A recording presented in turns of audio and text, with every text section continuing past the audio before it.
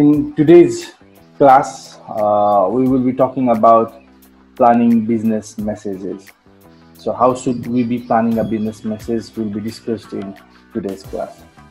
In business, particularly, what happens is, in business world of today, there is a constant need for communication with everyone around us.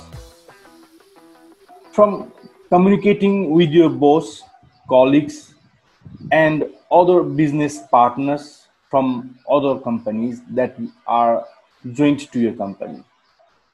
So, in the business world today, we need to know how to communicate with both on a business level and not just only on a social level. The three-step writing process is the best method to follow to help us communicate on a business level. Business person, what do they do is, business persons, they exchange varieties of messages from different media. Like it can be oral, it can be written, it can be digital, etc., etc.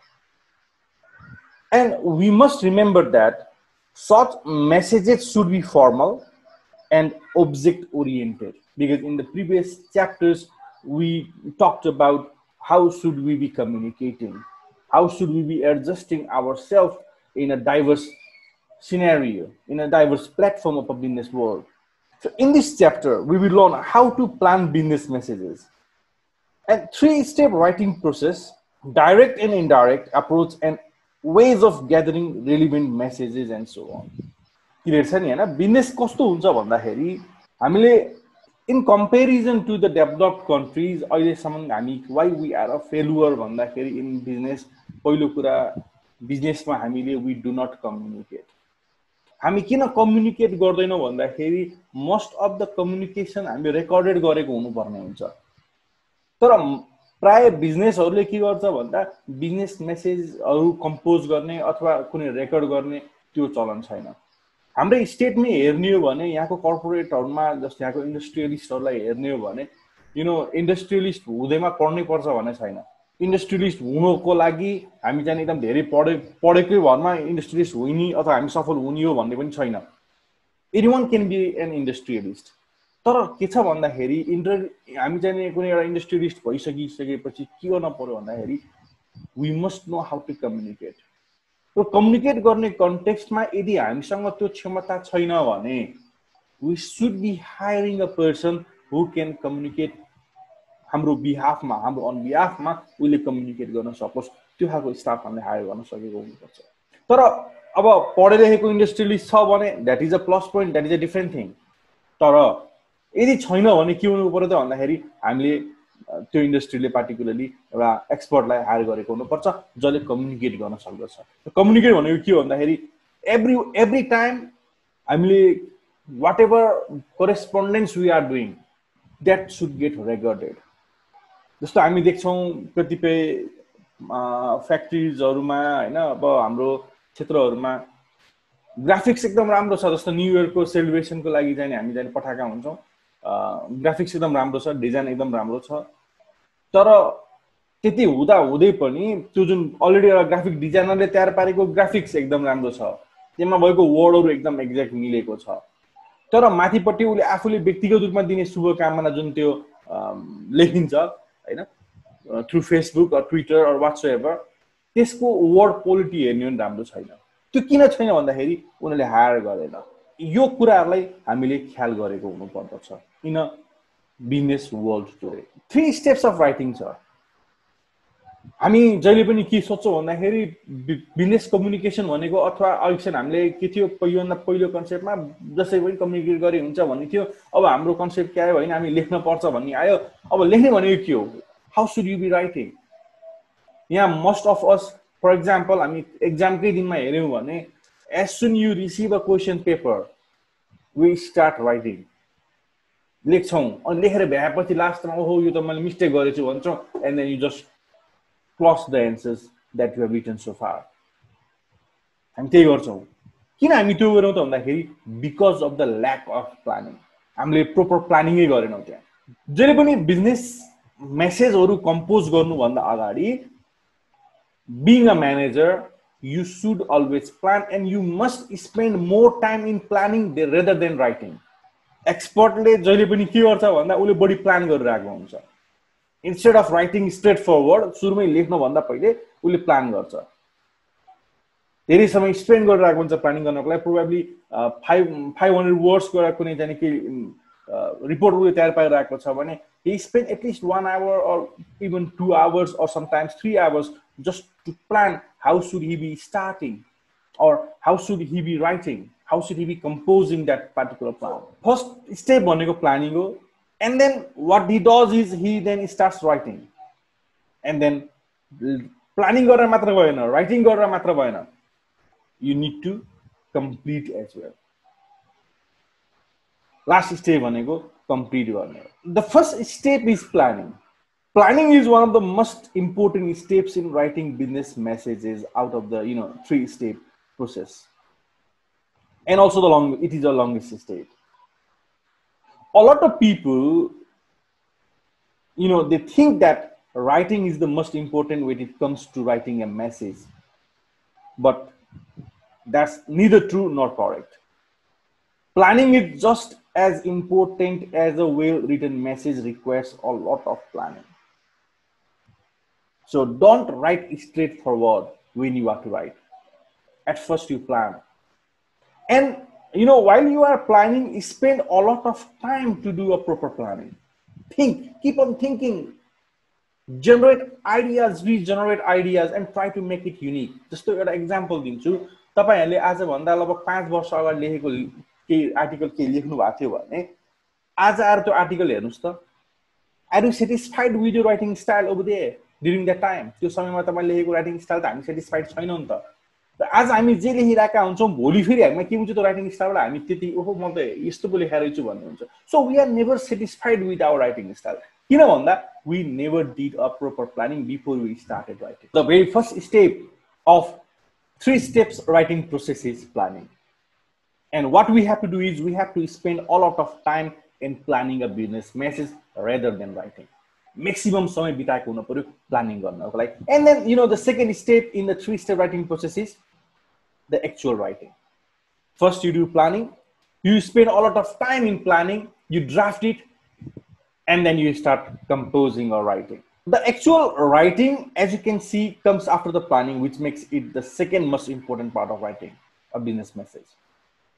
When writing a business message, the most important thing to keep in mind is who you are writing the message to. Don't just write. Think who you are writing to. The actual writing, as you can see, it comes after the planning, which makes it the second most important part of writing a business message. So when writing a business message, the most important thing to keep in mind is who you are writing the message to.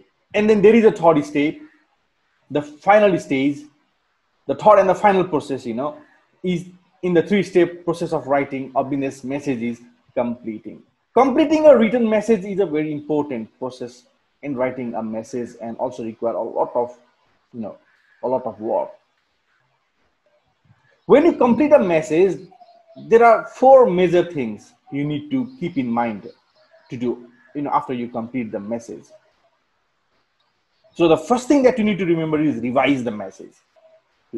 Planning गरेर मात्र भएन, लेखेर मात्र भएन. When you are doing a completing भनेको conclude गरेर हैन, signatory होइन है फेरि यहाँ. Completing भनेको लेखेर भइसकेपछि don't just send that message, either a letter or email, as soon you finish composing. Compose गरे भइसकेपछि हामीले पठाइहाल्छौं नि हैन, त्यो गर्न भएन. एउटा कुनै मेसेज छ भने हामी जहिले पनि हाम्रो एउटा बानी के छ, we start writing यो डेडलाइन को बेलामा हामी लेख्छौं. अब आज लास्ट दिन हो, अब हामीले पठाउनु पर्छ भनेपछि हामी लेख्ने बानी हुन्छ. प्र्याक्टिस अब हामीले प्लानिङ को प्र्याक्टिस गर्नु पर्यो हामीले कतिखेर भन्दाखेरि at least 2 or 3 days prior you send the message.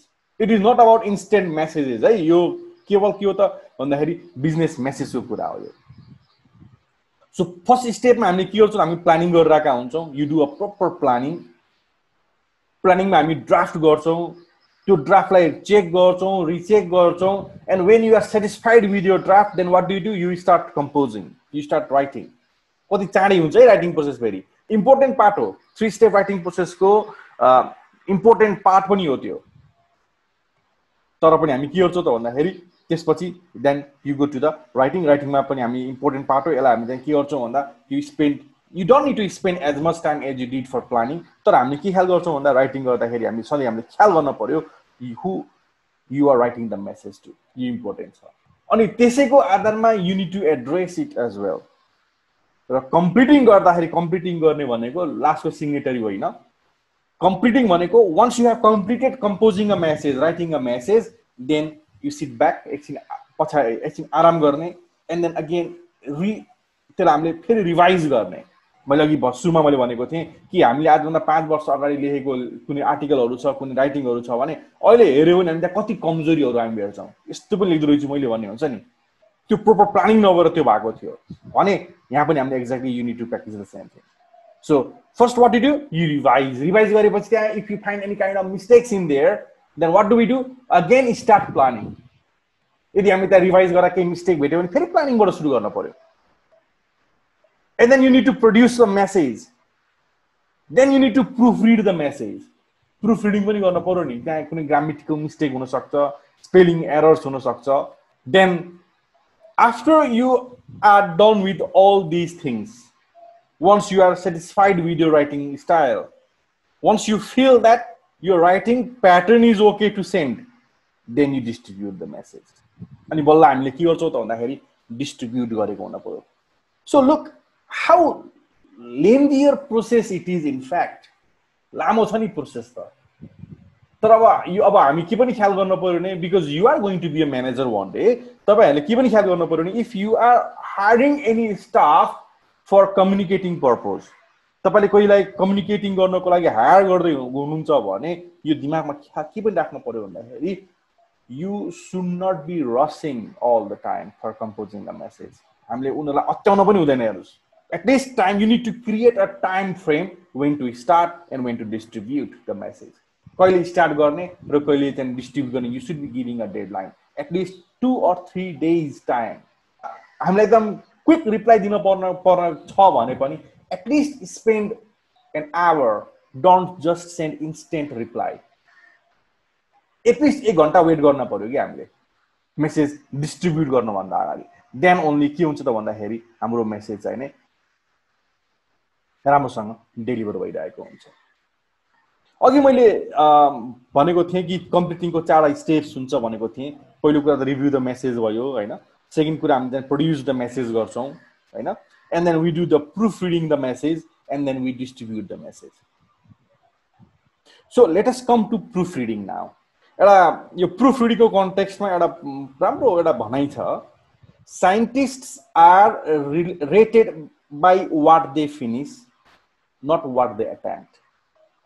साइन्टिस्टहरूलाई जहिले पनि के गरिन्छ भन्दा उनीहरूले के गरे त अन्तिम के फिनिस गरे त भन्ने कुराको चाहिँ आधारमा they are rated, not on the basis of what they attempt, because scientist they keep on attempting a lot of thing every day, तर they only get success towards the end. एउटा particular कुरामा तपाईँ success हुन्छन्। For example अझ एउटा सानो example दिएँ, जस्तो वी अल ह्याभ स्मार्टफोन, हामीसँग स्मार्टफोन छ। इमेजिन गरौँ त how many pictures you have clicked in your life, कि हामीले खिचेका हरेक फोटो ठिक छन् त, you have click the picture, it means you are a scientist. हामीले के गर्यौँ त भन्दाखेरि हामीले बहुत काम गऱ्यौँ, मेहनत गऱ्यौँ, तर हामीले खिचेका फोटोहरू मध्ये 2-4 मात्र फेसबुकमा राख्न लागेको हुन्छ नि। So scientists are rated by what they finish not what they attempt. In proofreading, what is proofreading भन्दा it is a process of reading and rereading of a document to detect typographical errors and mistakes in grammar, style and spelling. हामी टाइपो एररहरू गरिरहेका हुन्छौँ, त्यस्ता कुराहरूलाई avoid गर्नको लागि we do a proofreading.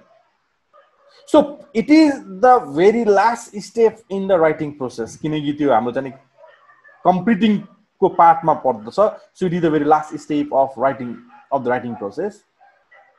However, just because it comes last doesn't mean that it is the least important. Professional proofreaders, they take their roles very seriously, and many of them will complete several passes through a paper in order to ensure that they have found and corrected all typographical errors, incorrect punctuations, spelling mistakes, and inaccurate words. If you want to create a good impression of yourself, it is vital that your writing shows the best work you are capable of achieving. And for this, proofreading will help you to do. You must be always doing a proofreading before you distribute a message. Why it is important then? Why proofreading is so important? It helps you to check that you have included everything you wanted to say in any piece of writing. पहिलो कुरा किनकि हामी के गर्छौं लेख्दै जान्छौं लेख्दै गइसकेपछि हाम्रो लास्टमा के हुन्छ ए मैले त सेन्ड गरिसकेपछि अझ नट जस्ट लेख्दाखेरि हैन कि सेन्ड गरिसकेपछि ए यो कुरा पनि इन्क्लुड गर्न पर्ने रहेछ भनिन्छ अनि कहिले के हुन्छ हामीलाई म आफैलाई पनि भइरहेको छ कुनै ठाउँमा मेसेज मेल गर्न पर्यो भने पहिलो पटक पठायो अनि फेरि अर्को इमेल पठायो please do not consider to my previous email as there content some typo errors and go through this email भनेर हामी भनिरहेको हुन्छौं त्यो किन भन्दाखेरि because we did not do a proofreading यदि हामीले प्रुफरिडिङ गर्थ्यौं भने हाम्रो पहिलो मेसेजै सही हुन्थ्यो what is does it is it gives you a chance to review your work and adding anything you may have missed out it also helps you iron out any little unnecessary errors you may have made. Proofreading, what it does is it shows that you take pride in your work and that it is the best you can make it as well.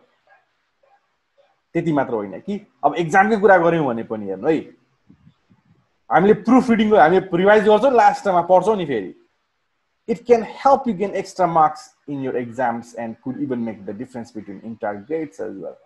So proofreading is important. So you should be, spending at least 15-20 minutes or something like that to do a proofreading. Proofreading को केही टिप्सहरु पनि छ. पहिलो कुरा त you need to be mentally prepared to do a proofreading. हामी mentally prepared पनि हुन पर्यो proofreading को लागि. Next is if you really wish to enhance your writing skills, don't trust word that you have composed. हामीलाई हुन्छ नि यो वर्ड त क्या राम्रो राखे भन्ने हुन्छ अनि तर त्यही वर्डले कहिलेकाहीँ मिनिङ चाहिँ डिस्टर्ट गरिरहेको हुन्छ.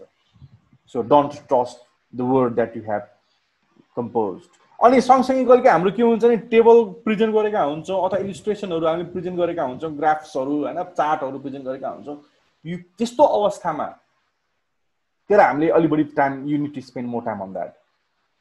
You need to really study the tables and the illustrations. किनकि हाम्रो धेरै मिस्टेक हुने भएको नम्बर्समा हो.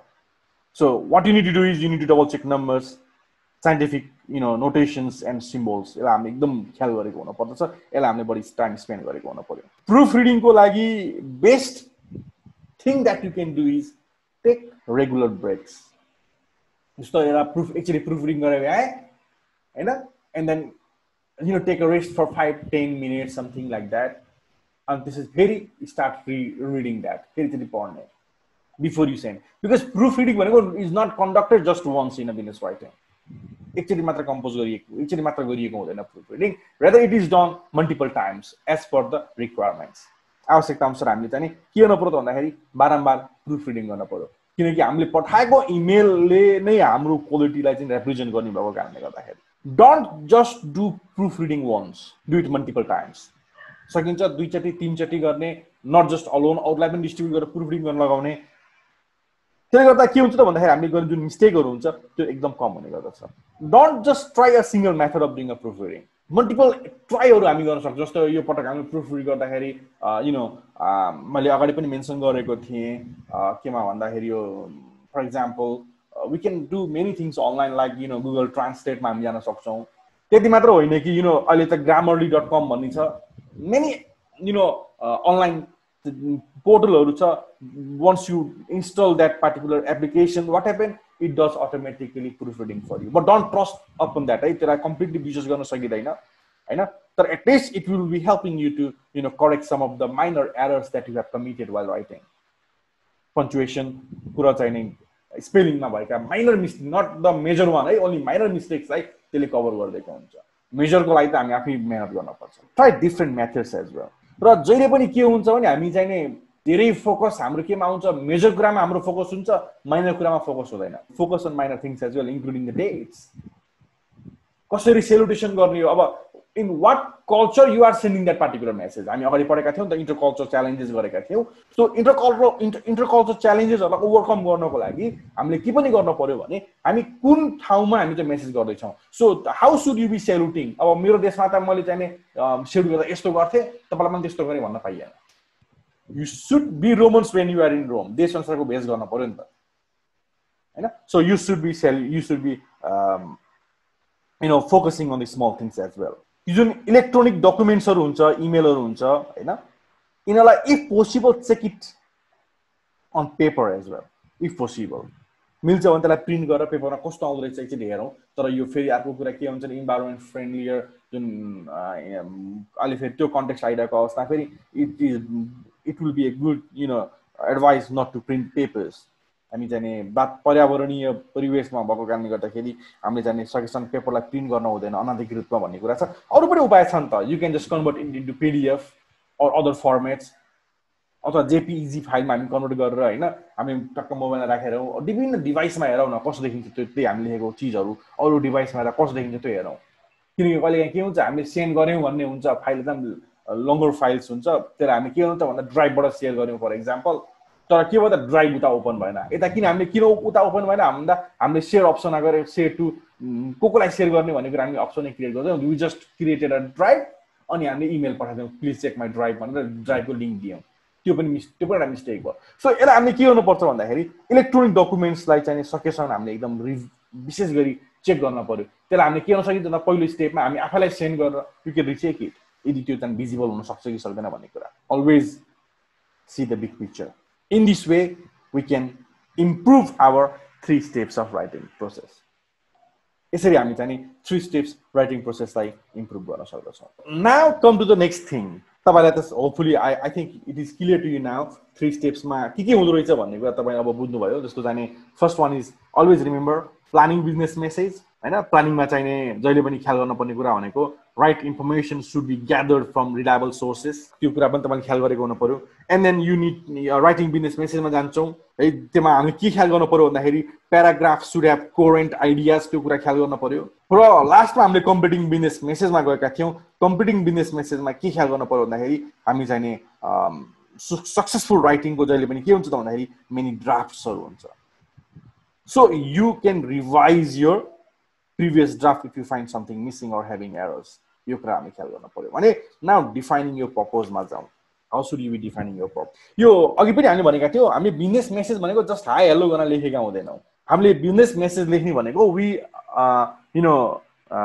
Are written for some purposes business मेसेजहरु पनि पर्पजका कारण लेखेका हुन्छन् सो हामीले किन लेख्दछौं त बिजनेस मेसेज भन्दा we write in order to inform or persuade or instruct त्यसले गर्दा हामीले के गर्नु पर्यो भन्दाखेरि हाम्रो स्पेसिफिक पर्पज हाम्रो मेसेज मार्फत क्लेरिफाइड हुन पर्यो जस्तो हामी जब एप्लिकेसन गर्दाखेरि सब्जेक्टमा लेखेका हुन्छौं जब application for the post of त्यसले गर्दा के भयो त भन्दाखेरि purpose of writing that particular letter clear भयो नि त सो यस्ता कुरालाई हामी ख्याल गरेको हुन पर्यो how can you improve your यो पर्पज अफ राइटिङ भन्दा ask several questions to yourself र आफैलाई क्वेशन गरौँ मैले यो लेखे फर एक्जाम्पल पार्टिकुलर त्यो सब्जेक्ट जुन मैले लेखेको छु त्यो करेक्ट छ कि छैन मेरो राइटिङले त्यो डिजर्भ गर्छ कि गर्दैन अथवा त्यो मेरो सब्जेक्टले राइटिङलाई डिजर्भ गर्छ कि गर्दैन हरेक कुरालाई हामीले हेरेको हुन पर्यो र यदि हाम्रो जुन क्वेशन गर्छौं त्यो क्वेशनको एन्सर आउँदैन भने हामीले के मान्न पर्यो त त्यो मेसेज इन्कम्प्लिट छ whatever question you ask आफैलाई सोधिन्छ नि हैन लेखिसकेपछि के जिज्ञासाहरू छ क्युरियोसिटीहरु छ त्यसलाई रिजल्भ गर्नको लागि हामी क्वेशनहरु गर्ने र त्यो क्वेशनको एन्सर आउँछ भने yes your writing is perfect तपाईलाई त्यसको एन्सर पाउनु भने how can you expect other will be getting the answer from that particular writing त्यो कुरा हामी ख्याल गरेको हुन पर्यो फर्स्ट थिङ छ will anything change as a result of your message भन्ने कुरा छ यहाँ भन्न खोजेको कुरा के हो भन्दाखेरि हामी लेख्दाखेरि you need to be very specific don't mix up everything हामीले चाहिँ सबै कुरालाई मिक्स गर्यो भने ऑडियन्सहरु कन्फ्युज्ड हुन्छ र हाम्रो writing should not be abstract type of writing एकदम कङ्क्रिट राइटिङ हुन पर्यो ठोस हुन पर्यो अब्स्ट्र्याक्ट हुन भएन जसले गर्दा के हुने भयो त भन्दाखेरि ऑडियन्समा केही चेन्जेसहरु ल्याउनले हेल्प गरेको हुन्छ र यदि हामीले चाहिँ हाम्रो मेसेज यदि कसैले पढेर उलाई त्यो मेसेज पढिसकेपछि केही प्रकारको परिवर्तन उमा आएन अथवा उले केही कुरा बुझेन भने that message will be considered to be a junk message त्यो भनेको त जंक मेसेज बयात मेसेज हो त्यो र नेक्स्ट टाइम हामीले जति नै राम्रो गर्यौं भने पनि त्यो रिडरले त्यो ऑडियन्सले फेरि पनि हाम्रो मेसेज पढ्ने ग्यारेन्टी हुँदैन नेक्स्ट थिङ छ इज योर पर्पज रियलिस्टिक यो भनेको के भन्दाखेरि हाम्रो गोल ओरिएन्टेड हुन पर्यो पर्पज अफ राइटिङ जहिले पनि यो writing should be goal oriented हामी एकदम प्र्याक्टिकल हुन पर्यो while you are writing for a business purpose right time छ कि छैन त्यो पनि हामीले ख्याल गर्न पर्यो किन भन्दाखेरि whatever you write anything we write should be said or written on a right time right time मा right person सँग right context गएको हुन पर्यो के ख्याल गर्न पर्यो भने you should not send or paste important message if your audience are busy or celebrating festivals like हैन दशैंको बेलामा भयो हैन हाम्रो नेपालको न्यू इयर भयो अथवा तिहारको बेलामा अथवा फर एक्जाम्पल हामी कसैलाई चाहिँ दशैंको बेला इम्पोर्टेन्ट मेसेज देखेर पठायौं भने त्यो मेसेजको रिप्लाई नहुन सक्दछ राइट टाइम हामीले हेरेको हुन पर्यो हामी यहाँ काम गर्दाखेरि पनि ख्याल गरिन्छ नि त राइट टाइममा काम गर्न पर्छ नेपाल भिजिट गर्ने राइट टाइम भनेको not between Dashain and Tihar किन भन्दाखेरि त्यो बेला सबै मान्छे आफ्नो घरमा हुन्छ सबै कुरा बन्द हुन्छ टुरिस्टहरुलाई नेपालमा आउने टाइम भनेको नट दशैं तिहारको बीचमा आयो भने उनीहरु दुःख पाउँछ नेपालीहरु त सजिलो हुन्छ त टुरिस्टहरुलाई फाइदा हुन नि त त्यो बेलामा नेपाल आयो भने कुराहरु पनि हामीले ख्याल गरेको हुन पर्यो is the right time are you sending the particular piece of message in the right time त्यो कुरा हामीले ख्याल गर्न पर्यो र अन्तिममा छ is your purpose acceptable to your organisation किन भन्दा हामी जहिले पनि लेख्ने भनेको हाम्रो अर्गनाइजेसनको लागि हाम्रो अर्गनाइजेसनको बेटरमेन्टको लागि लेख्ने हो मैले कुनै मेसेज ड्राफ्ट गर्छु भने मैले रामडी एउटा म फर एक्जाम्पल म रामडी क्याम्पसमा पढाउँछु त्यो क्याम्पसको तर्फबाट म चिठी लेख्दछु भने मेरो राइटिङले रामडी क्याम्पसले फाइदा लिएको हुन पर्यो अथवा म जुन क्याम्पसमा आबद्ध छु त्यो क्याम्पसको क्याम्पसले म मेरो राइटिङबाट फाइदा लिन सकेको हुन पर्यो फाइदा पाएको हुन पर्यो यो purpose should meet organisation's expectation र यदि त्यो एक्सपेक्टेसनलाई मिट गर्दैन भने please don't write always define your purpose define गर्नको लागि keep on asking several types of questions to yourself and if you are able to get answer through the questions you ask then yes that is the right thing you continue with delivering the message otherwise हामी त्यसलाई के गरौँ भन्दाखेरि छोडौँ त्यो भन्दा अगाडि नबढौँ